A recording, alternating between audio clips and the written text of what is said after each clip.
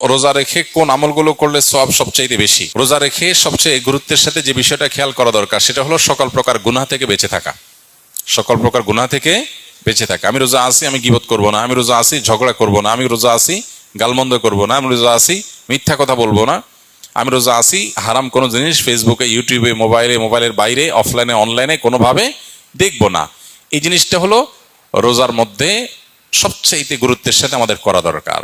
আমরা বেশিরভাগ মানুষ নফল আমল করি, ফরজের খবর নাই। আমরা কোরআন তেলাওয়াত করি, আমরা ওয়াজ শুনি, আমরা জিকির আজকার করি, কিন্তু আমি মোবাইলে হারাম জিনিস দেখি, ভিডিও দেখি, মিউজিক শুনি, ইচ্ছায় অনিচ্ছায় আমার জ্ঞাতসারে অজ্ঞাতসারে গুনাহ করি। তাহলে আমার রোজার পুরো ফজিলতটা নষ্ট হয়ে যায়। জন্য নবী সাল্লাল্লাহু আলাইহি ওয়াসাল্লাম বলেছেন, রব্বা সাইমিন লাইসা লাহু মিন সিয়ামিহি ইল্লাল জু'। বহু রোজাদার আছে, রোজা থেকে উপোস থাকা ছাড়া তার কোনো উপকার হয় না। সেজন্য এই জিনিসটা খেয়াল করা দরকার।